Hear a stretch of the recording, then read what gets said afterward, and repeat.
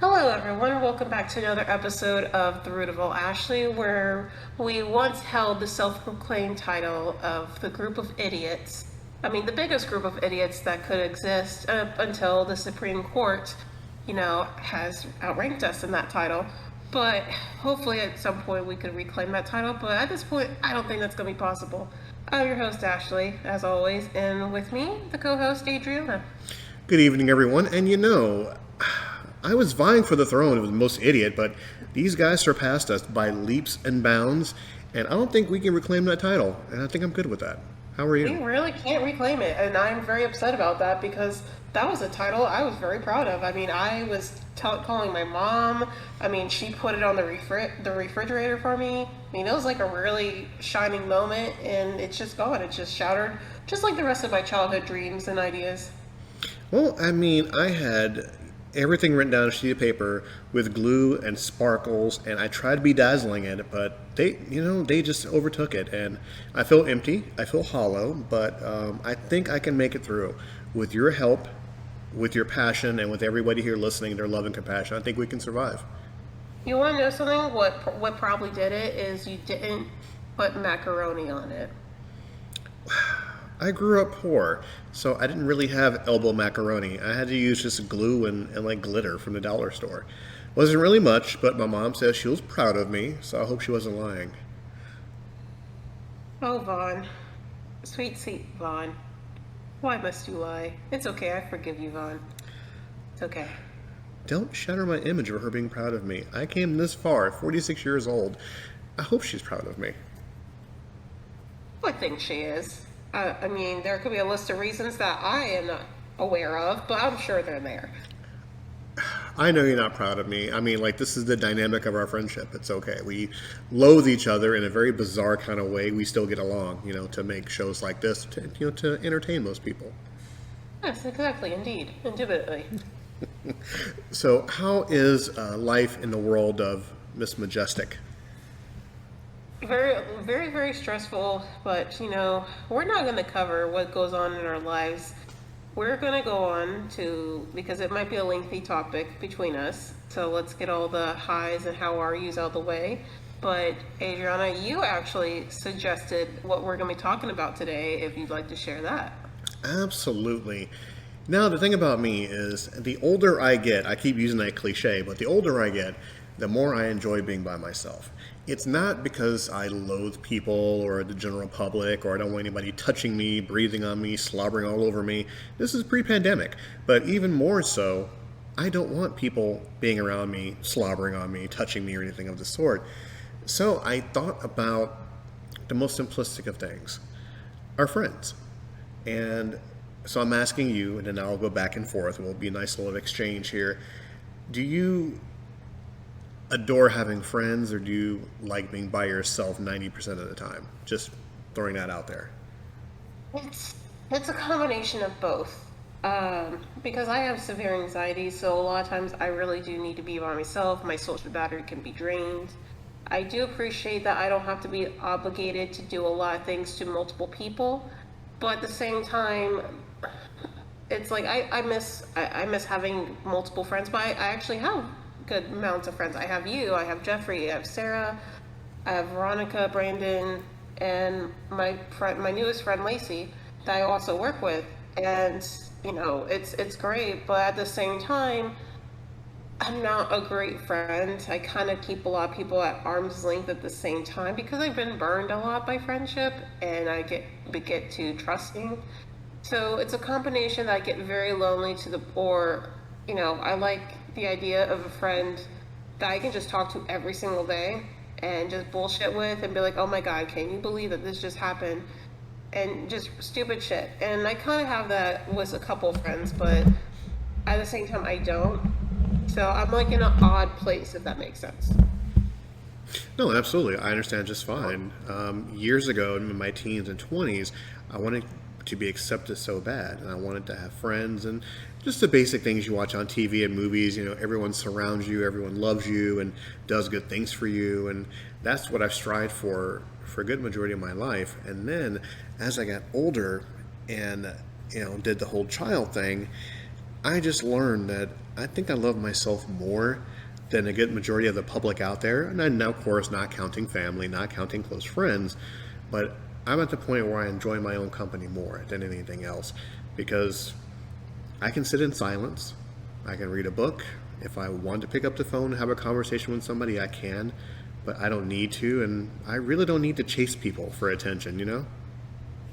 Yeah, it is very peaceful. Again, as I stated, was that it's nice to not have all these obligations.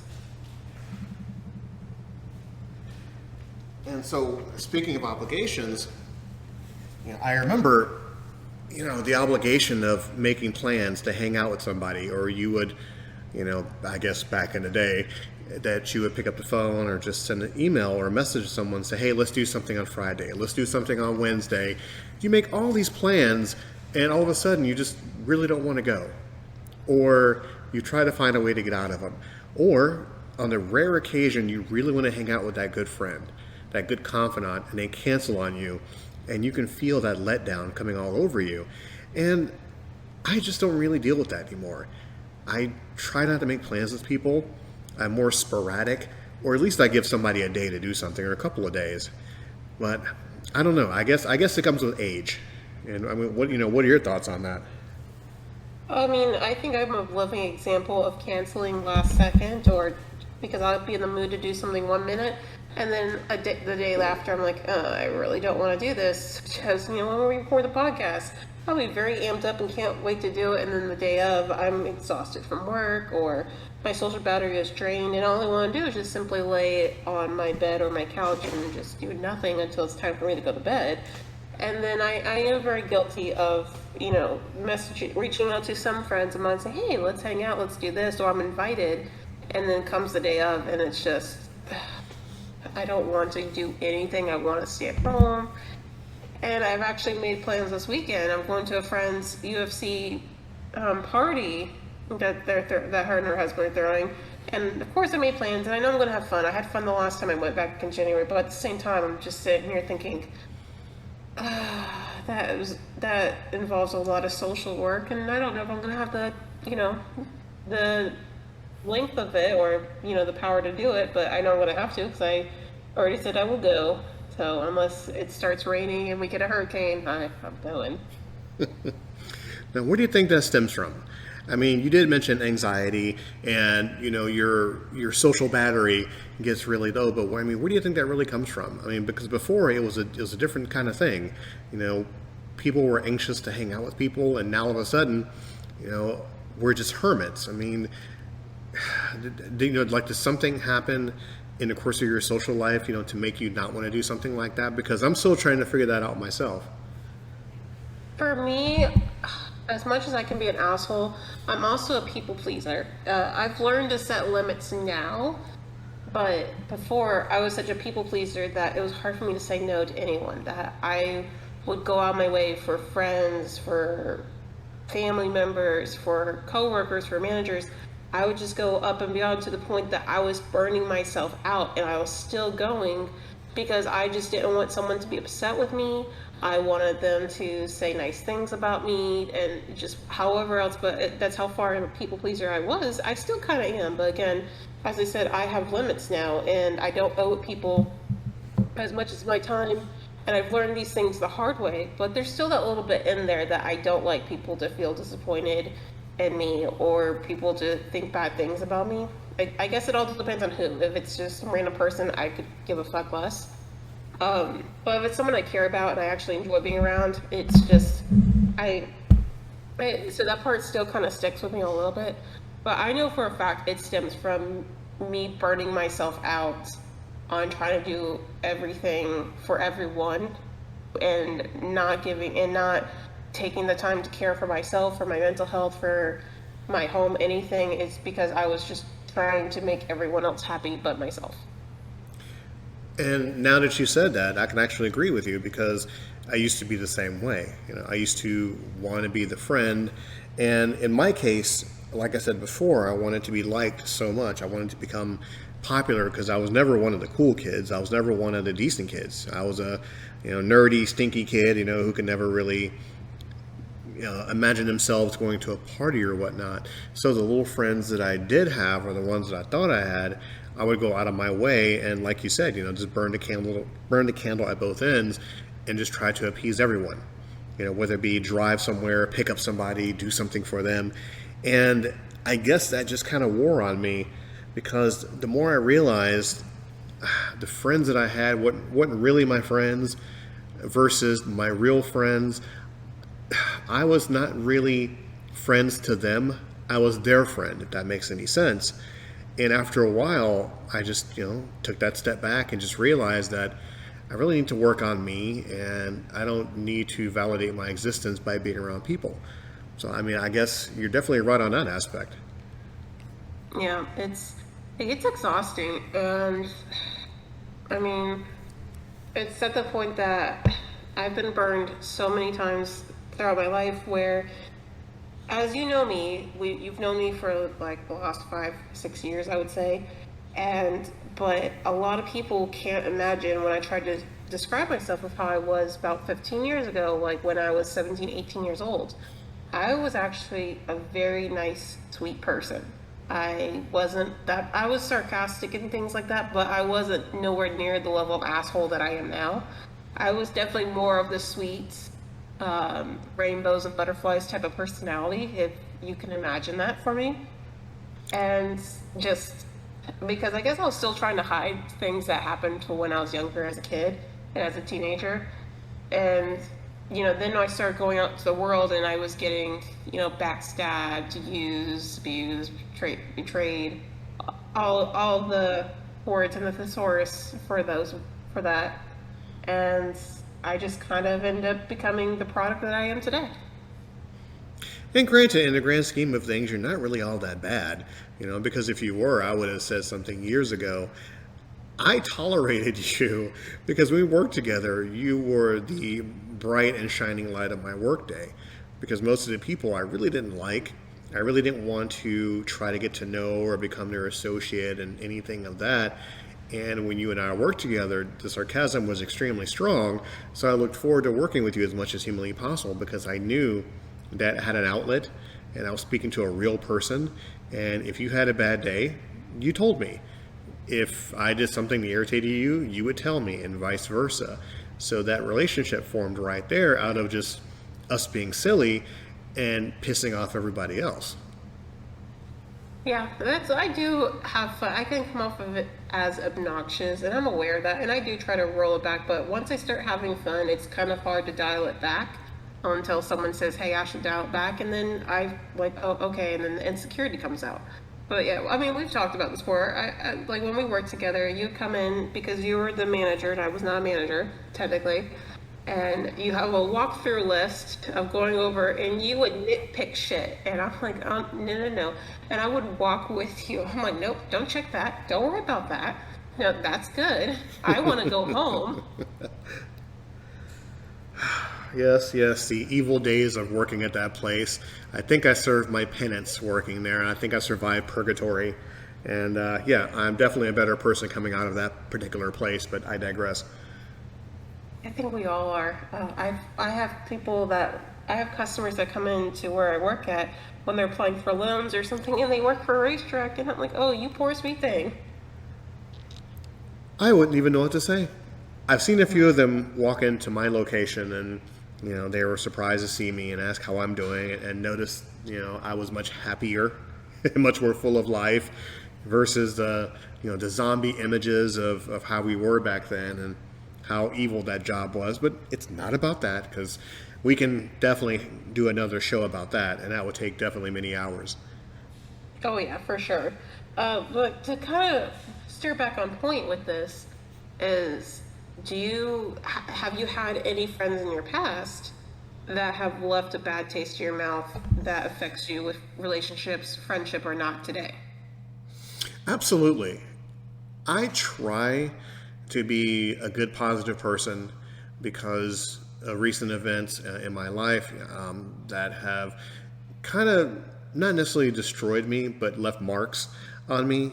And it's because a lot of people that I had faith and confidence in really let me down. And I'm trying to live by the motto: what happened in the past is in the past. Is what it's whatever, and you're always healing no matter what. But back on track, yeah, I had a few people that they really disappointed me, and that hurt and pain still kind of lingers. It's much more of a disappointment than anything else. So now I have a particular guard up when it comes to meeting people new, whether it be friend or anything else. I'm more standoffish. I'm very nice and cordial to everyone, but I'm very standoffish when it comes to my personal and private life. Hence, nobody knows anything about me other than, I'm just a schmuck that does a podcast. Yeah, for me, it stands from, I learned really quick it was hard to make good friends. I had this girl, it was pretty much the first true backstab outside of being in middle school and high school where drama would, of course, happen. So going to the adult world, there was this girl I was friends with, that we were actually best friends, and I knew her since middle school. She helped me get my first job at SeaWorld, and even Jeffrey met her. We partied with her at her house several times. We went on a 4 or 5 day drinking binge at her house. And Jeffrey and I will probably talk about that story in the future when he guest hosts again. But we were good friends. And I should have saw the first red flag, of course, is I was working with a guy at the restaurant. He was a chef, and I had a biggest crush on him. I really liked him, and him and I hung out a little bit outside of work, and he was the first guy I was interested in after my first boyfriend, and so obviously this didn't end well. Is him and I went to her house to, of course, hang out, party, whatnot, and I remember being really drunk, but I remember waking up, and he was in the bedroom with her, and you should obviously know where that leads to. And this is where it goes from me being a people pleaser. And I look back and all I can think is, Ashley, you were so fucking stupid. As they boned or whatever, and then she's telling me how he needs to buy her plan B. And he's not responding back to her or anything, so she's telling me, and me being gullible and just trying to help out my friend, which I don't understand how I'm still being friends with her, but I go to him and say, hey, you owe her this money because she needs to buy plan B or whatever. And he says, oh man, I'm short until I get paid. Can you cover it? And of course, me continuing to be stupid, I give her the money, and then he never gave me the money. He ended up quitting like a couple weeks later. So again, I look back on that and I'm like, oh my God, you were so fucking stupid. So I was still her friend, it's like, because technically he wasn't my boyfriend. I was interested in him, but, at the same time, I was making excuses, despite seeing there's alarming red flags. And then I'm dating a guy,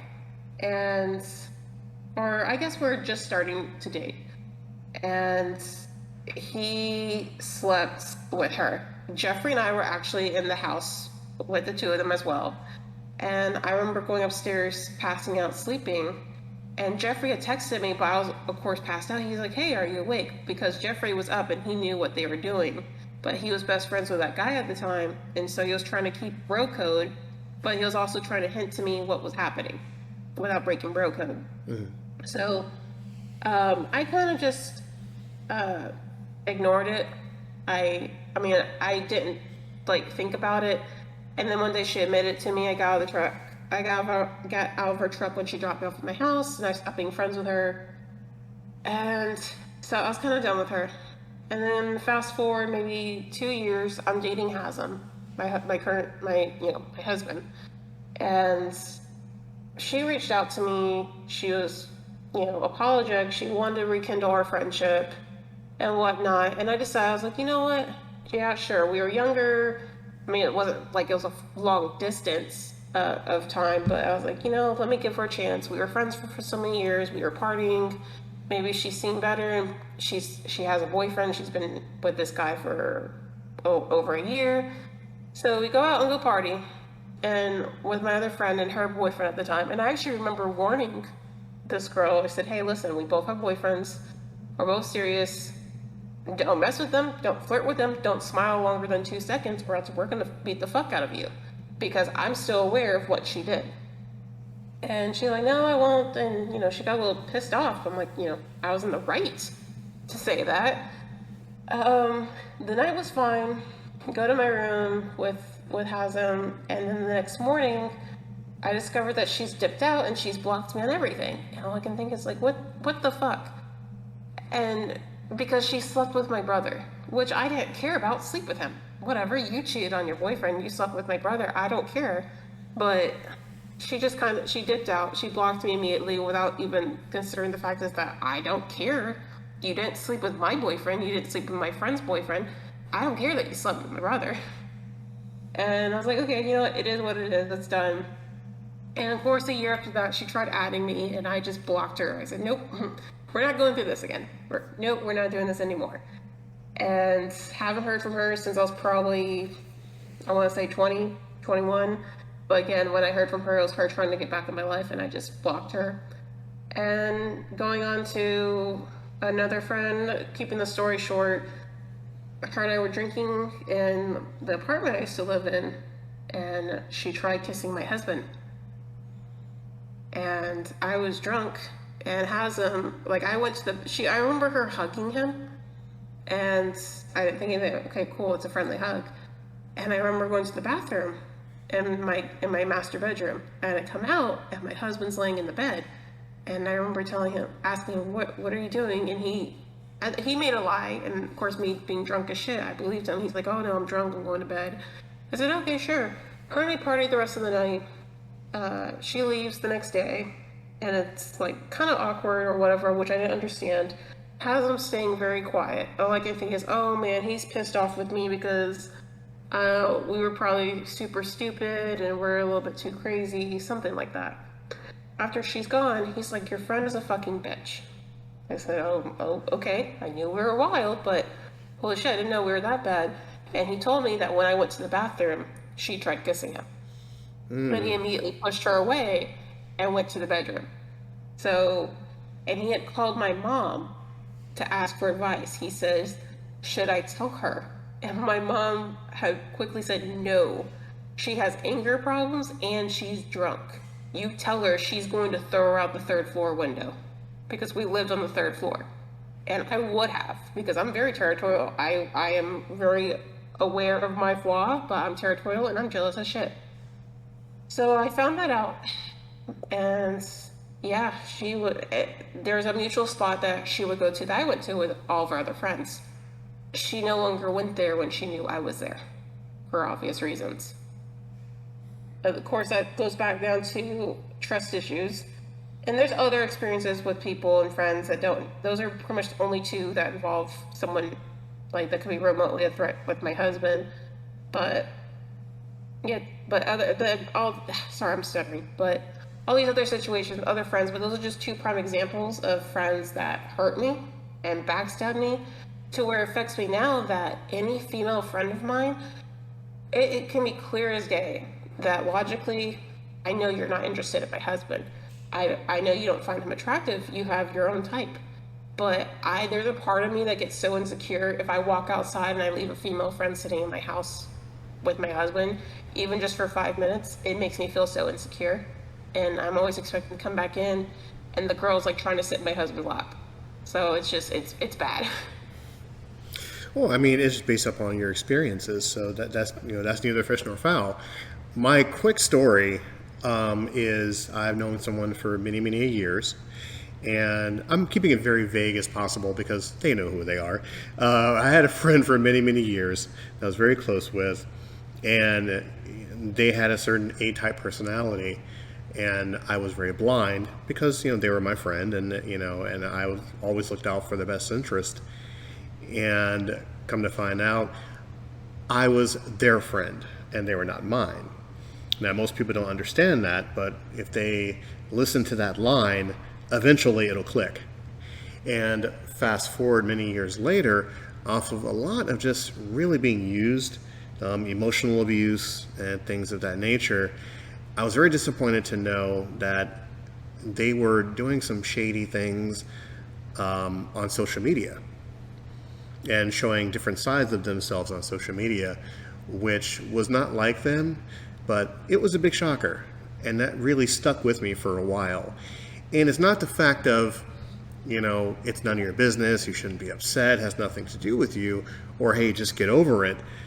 Of course, you're going to get over it in time. That's just the way life is. So many experiences, it takes you a little bit of time because you never imagined seeing a good friend in a certain position. And, you become more disappointed, the more you think about it, or the more you think of the actual person, who you thought were your friend, but just you were there. Yeah, and it's very disappointing because being a grown-ass adult, you put yourself in these predicaments, these situations, and it sticks with you. It stays with you for many, many years. So, yes, that's my, innocuous kind of story. So, which leads me to my next question, if I didn't put you to sleep yet. See, make sure you're still there, Ash. Yeah, maybe. Okay, just checking. I know some of my stories put you to sleep. So I was disappointed. So my question to you is, which friend has disappointed you the most?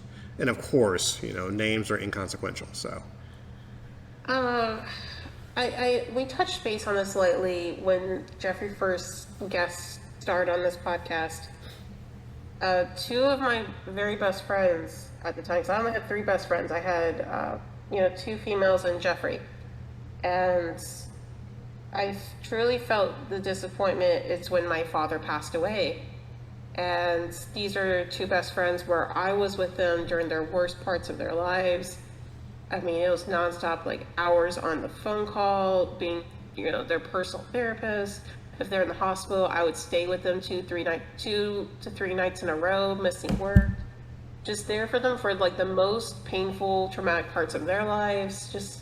Just being there. I know for a fact I was a good friend.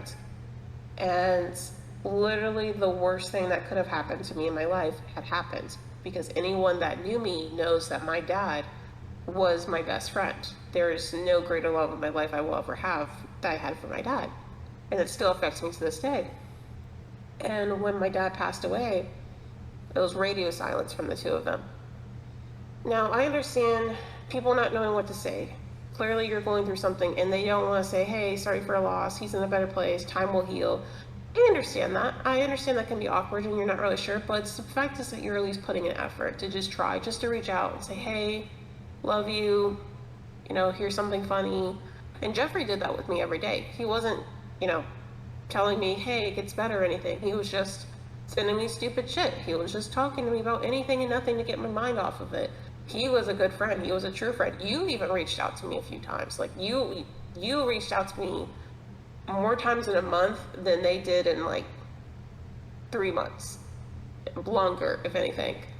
So, and the one friend, it was a month, I hadn't heard from her at all. And the day that my dad died, she knew. Of course, I'm going to tell my best friends. And it was a month after my dad died, and the first time she reaches out to me, it's not, hey, how are you doing? How are you feeling? I hope you're doing well. Anything like that. It was, hey, I quit my job, and I'm trying to get another job. Can you help me make a resume? Me being a good friend, I helped them make a good resume. And 2 days later, they got another job and didn't hear squat from them again until a few months later. And we're still good friends and best friends to this day. But I don't lean on them for emotional support. I don't talk to them about anything emotional anymore. We talk about things, we bullshit around, but in detail what's going on in my life, I don't share that with them anymore. Those doors are kind of closed off. And because of those two friends that hurt me deeply, those doors are very closed off to a lot of people. There's only a couple friends to this day that I've gotten to know to a point where I can open those doors for them. And with Jeffrey, him and I aren't very emotional people. We've kind of gone over that. We're not emotional with each other. Once a year, maybe we might be. But our friendship works by not being emotional with each other, and it's great. I mean, we hug each other maybe twice a year, and it's awkward when we do it because we're not those type of people.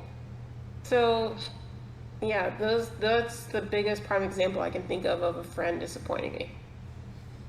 And now with that, a really bizarre kind of question. Do you feel at our age, having a large group of friends is detrimental to who we are and our personalities, considering what each person has been through. Yeah, I think having a large group of friends is overrated. I think it's good to have a good handful of friends. So when I think of friends, I think of Jeffrey, I think of you and Sarah, I think of my friends Veronica and Brandon, and I think of my friends Lacey and their husband Ashton. And I like, that's who I think of as friends. Other people's acquaintances, I have my other best friends, but you guys are the prime group of people that I talk to on an occasion, like mainly a weekly basis or not, people that I'm willing to hang out with. And everyone else is acquaintance, someone I can hang out with occasionally, but I feel like this is a good group. I don't have to hang out with all these people all the time, and it works. I don't need to have my Facebook load with 300 friends. I probably have under 100 of people I talk to, or casually, or no. But if it's someone that I've known from high school and we haven't talked since high school, I've removed those people. Why do I need you to be there? So it's the people that I'm friends with to this day that I thoroughly enjoy talking to. I keep good company with, but at the same time I keep an arm's length with because I'm afraid of being hurt by a friend again. And I understand that too.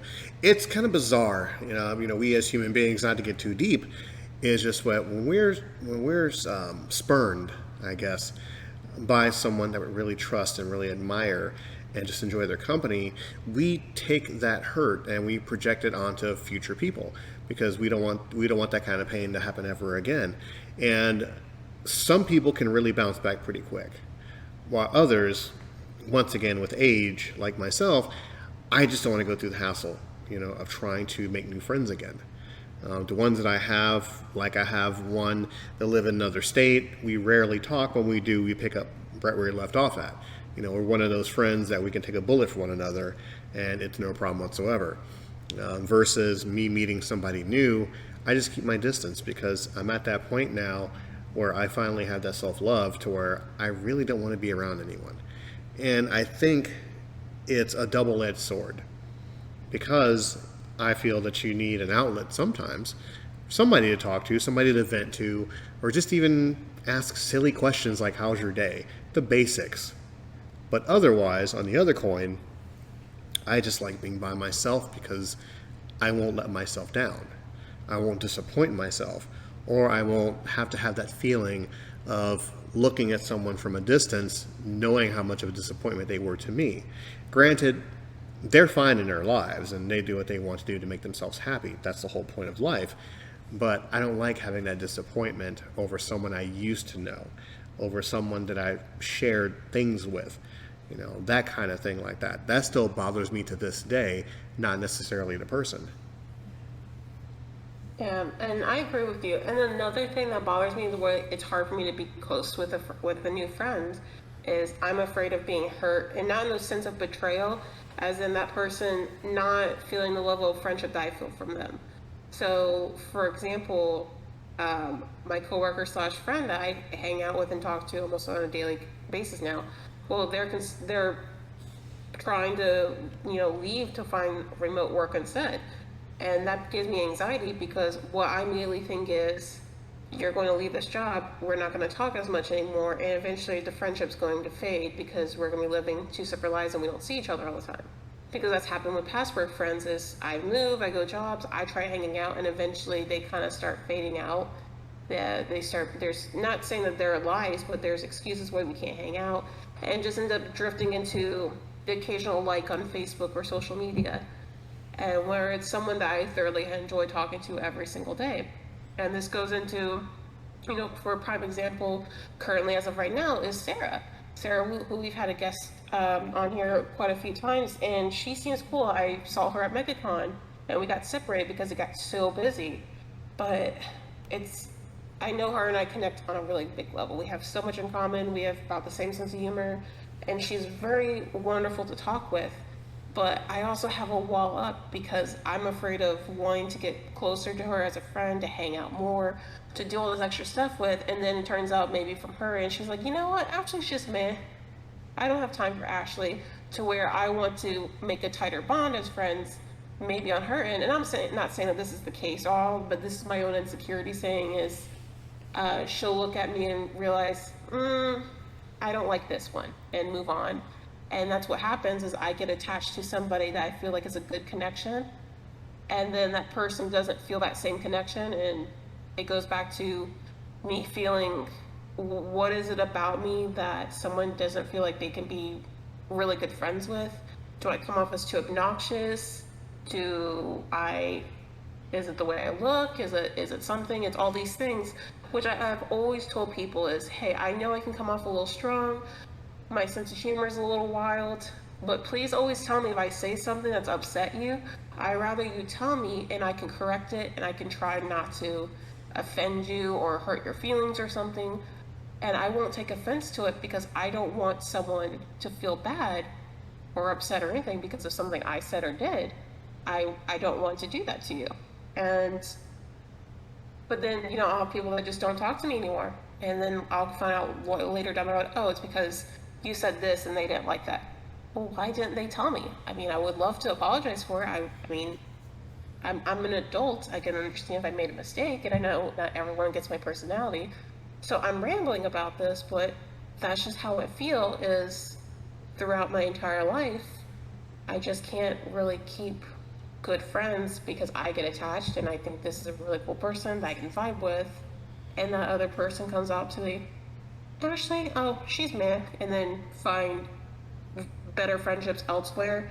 Meanwhile, I get left there. I'm like, oh, okay, bye. And like I said, hey, in my teens, I was there. And now I keep using the same tired phrase over and over and over again because of my age and because I'm older. Not that I don't want to make the effort. I'm agreeing with you 100%. I just don't want to be put in a situation to where that disappointment is going to happen again. I mean, I'd rather tough it out on my own and become a stronger person versus putting my faith in stock and investing myself into getting to know someone and have them disappoint me again.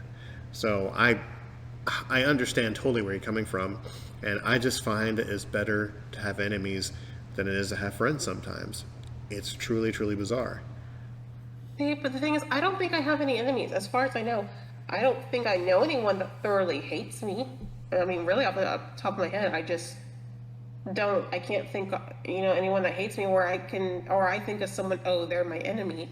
I just don't think about that. It's just people that I don't get along with, people that have hurt me. I've just let them go, and I try not to think too much on them because I know it's only affecting me by wasting my own thoughts and feelings on them. I just let people go, and it is what it is. Depending on the situation and person, if they try to come back in my life and we try to make amends, I'm okay with that too. But again, that's a case by case basis. But on the terms of enemies, I don't feel like I have any. So I mean, do you have an enemy? Because that would blow my mind if you have one. Shockingly enough, I don't have enemies. Not that I know of, because I'm a grown-ass man and that's teenage stuff. But I know that there are some people out there that don't think very highly of me, that don't really like me as much. If you've spoken to them, they'll have some pretty nasty things to say about me, and it's okay. It's perfectly fine. I understand from many, many years ago that no matter what you do in life, someone's not going to like you. Do you focus on those people or do you focus on the people that do? And I always make a joke on my other podcast that I thank the people that don't like me. I love the people that don't like me because they gave me the motivation and the passion to do better and to have other shows and blah, blah, blah, blah, blah. It's just that for the people that don't like me, please, keep me, renting space in your head. That's perfect. That just gives me more energy. See, all I can think about is you telling me how you don't have an enemy, but with you being a parent and how much you love and care about your child, all I can think is in my head is that at some point when your son was like a child, 10 years old or under, and there's some neighborhood kid or kid from school that maybe kicked him a little too hard, pushed him or whatever, and you just turn into dad mode and you're like, come here, you little shit. Fuck you, Timmy.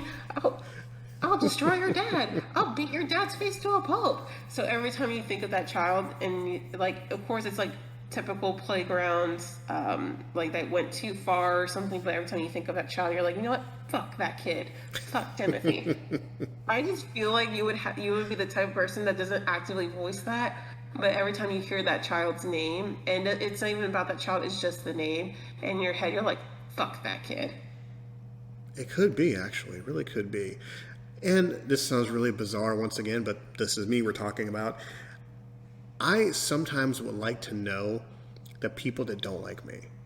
And I don't want to know why, because however people feel about me is none of my business. But I'm just curious to know, X person or X person or X person doesn't like Adrian. And I'm like, huh. And I would just kind of just sit back and, huh, and go, okay. And life will go on. It just chuckles me a little bit because I'm too old not to like somebody or hate anybody, because I really don't hate anybody, and I really don't have enemies. But I know there's some people out there, that don't like me, and it's that kind of makes me laugh a little bit. That makes me think back to when we worked at that one place long ago. And of course, I think I said the name earlier, but you know what? Fuck it. We've been gone from that place for years. But it's, obviously things we would talk about, because there's people that we worked with there that did not like you. And I remember these people would try talking to me or talking smack about you, and I couldn't wrap my mind about. I was like, what's so wrong with Adrian? Like, I don't understand. I guess like growing up and looking at a different mindset, maybe they didn't like that. You were the ideal manager. You're detail oriented. You like seeing that the job gets done, and I don't know. I don't see, because I got along with you. Yeah, did you nitpick things? Sure, but I turned that frustration into comedy and became your friend, and you know, uh, won you over that way. And plus, apple fritters didn't hurt. So I never had an issue with you to the point that I'm like, fuck Adrian.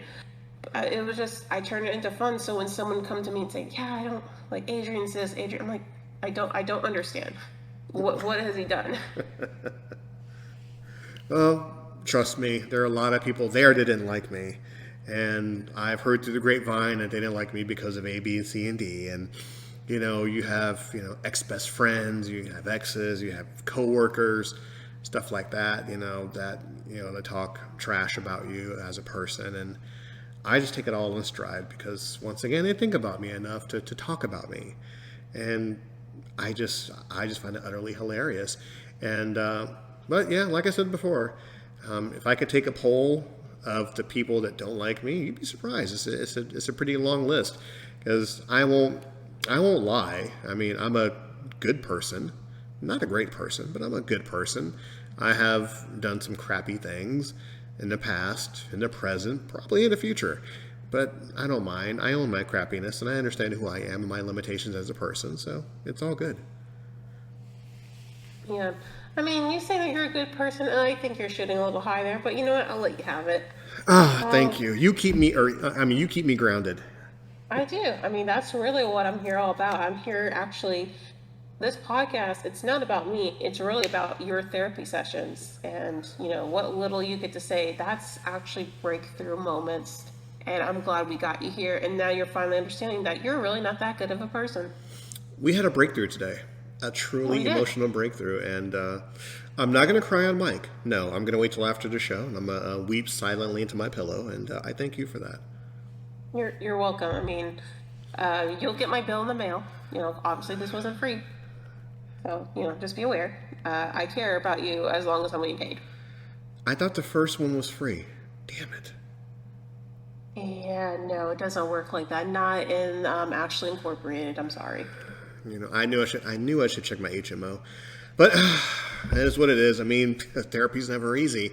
As we go on, I'll ask you a silly question, because I mean, we can't be just all serious, and I mean, we make plans to have fun on this show, and between you and I, it always turns out serious versus us with anybody else, us with special guests. Then it turns into really, really silly. So fine, here's a silly one for you, and let's see if the audience will participate. You've been married for 8 years, you said? Almost 8 years. Almost 8 years. Mazel tov. Do you ever break wind around your partner? No. It's happened on accident, but never on purpose. I just can't do it. Why not? I'm curious. Now, I'm not going to poke and prod, but I'm just asking why not? My husband is kind of OCD, very clean type of person. Um, I mean, he is kind of a clean, neat freak to a point. He's very well styled. Everything about, just, he's just a clean guy. And the idea of, obviously it's a little sexist and whatnot, but you think about where he's from and the culture he grew up in, for him, his opinion, women shouldn't burp and, pass gas and all that. And which I don't care. I don't share that opinion. Like, do whatever the fuck you want. But at the same time, be respectful of your partner. If your partner feels like that's a little gross, I mean, respect it a little bit. Of course, if you have accidents or something, that happens too, and that partner should respect that.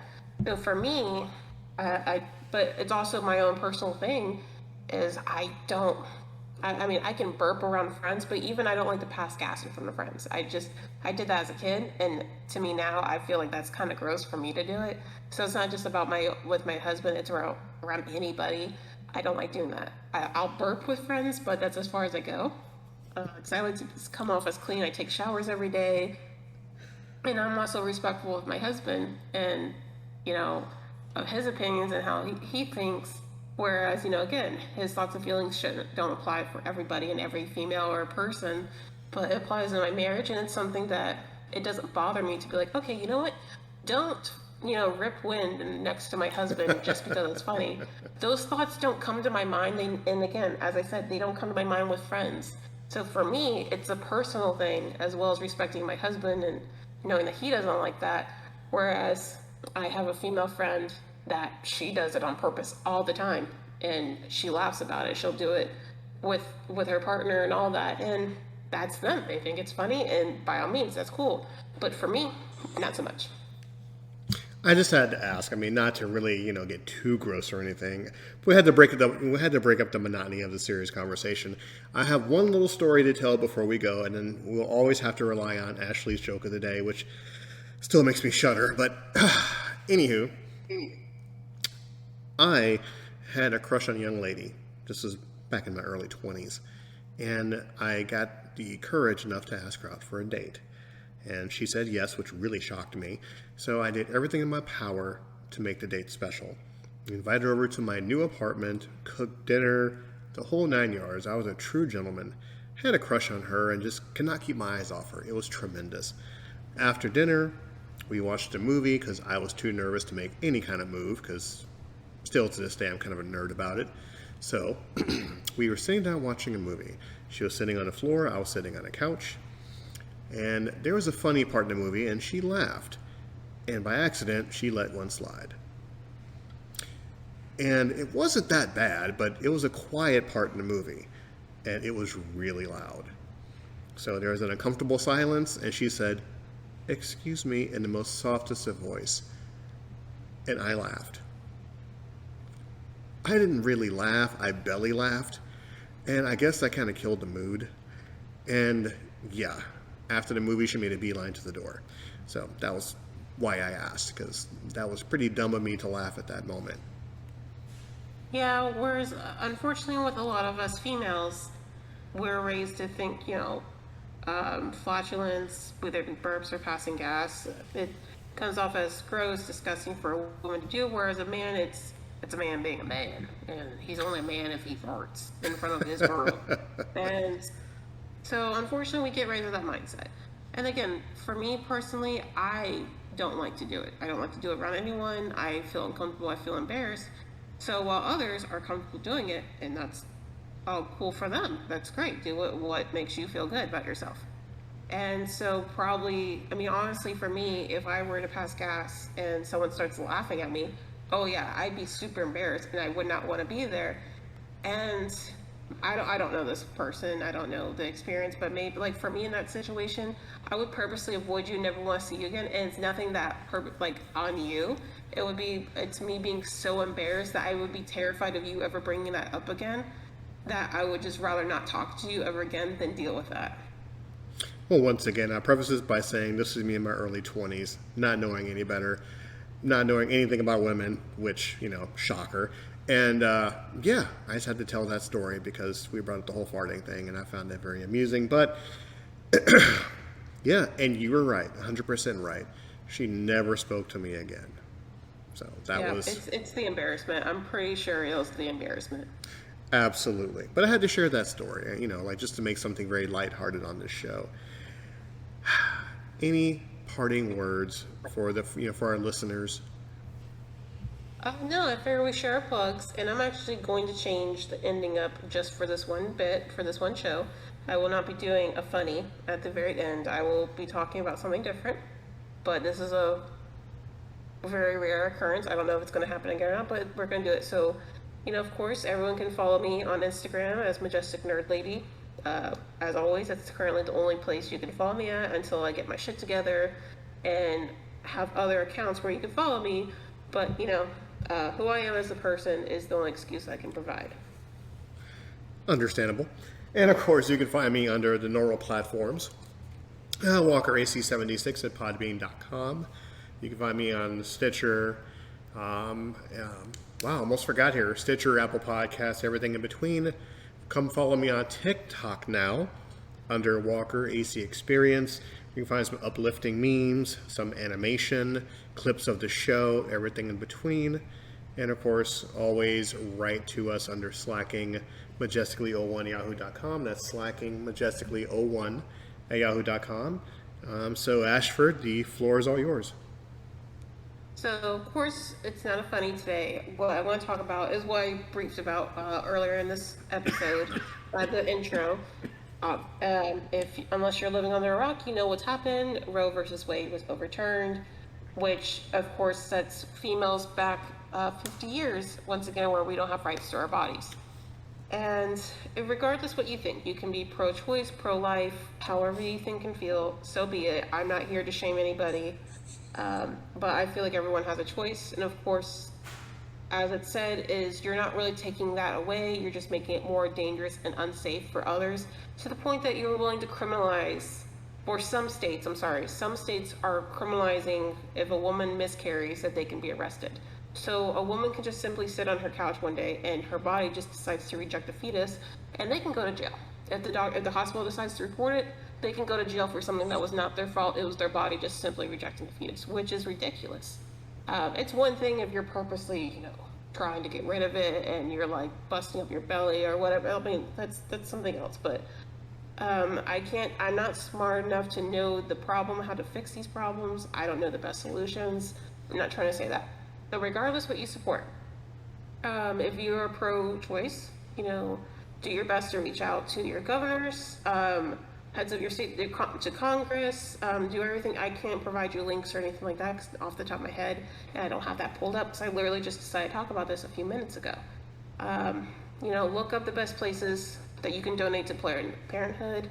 Again, reach out to your congressman, your state representatives, anything that you can do to try to help with this.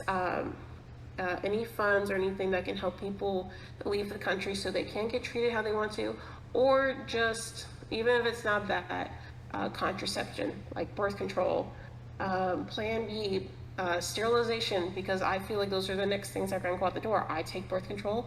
I like the idea of being sterilized in the next few years. That's something I've currently been planning on, and I would like to do. And now I feel like that's going to go out the door. So, and let's say you're pro-life, which fine, that's your choice. That's your religious belief or whatever. I'm not going to shame you. I disagree with you, but I'm not going to shame you at the same time. If you're pro-life and you're against abortion, you're against contraceptions and stuff like that, then do your part and support children. And I mean, everyone should be doing this. Support children that are in foster cares. Support children that are starving around the world. Do donations, help with food drives. Actually preach. I mean, do what you preach about, that all life matters. Then fine, pitch in, even if it's like $5 a month, do something to help people, because once the baby is born, there are children, like millions of children that are starving, that are homeless, that are being abused, that don't get much care when they're in the system. And of course, around the globe, this happens to, again, as I said, millions of kids. So regardless of what you think and feel, what your religious or political belief is, there's always something that you can do that in the end can either help the health of women and people that this is affecting, or do your best to help those, especially children and others in need that could use your help. If you are able to, if you have the funds, if you have the time to do it, then do it. Don't just simply sit there and be like, I don't want to do it because it's my money and I worked hard for it, but then you preach pro-life or you preach this or that. So that's what I have to say. It goes back to, don't be a dick. Respect others' opinions, whether you agree with them or not, as long as you're not hurting other people. And of course, let people have a choice in what they do with their body, as long as they're not harming other people. Where of course you have the argument that the fetus is for people. I'm not here to dispute that and argue against that. Just leave people the fuck alone, and if we want to get shit done with our bodies, let us do it. And that's all I have to say about that. Hey, and I couldn't have said it any better. Now, see, I would have an input, but I'm not a woman. It's not my body, and I have nothing to say about that. It's your body, your choice, and who am I to tell you what to do with your body? So I'll just leave it at that, folks. Yep, so everyone think about that. Do as you will. Again, that we are not here to be political and believe that we know the answers to fix these problems or whatever. We're not claiming that. We just want to voice our opinions, and hopefully it reaches the right ears and maybe motivate people to do something. But again, other than that, we're not problem solvers. We are not smart. We're very stupid. We're behind the Supreme Court on that, but we're still very stupid. And, I wish everyone a good evening, good morning, whatever time you listen to this to. And next episode, let's see what's going to happen. Oh, I mean, we're going to be stupid next episode. That's no problem whatsoever. We're always stupid. So until next week, this has been The Root of All Ashley. I've been Adrian. This is Ashley. And until next time. And once again, you have the final word. So send us off on something entertaining. Deuces cabooses.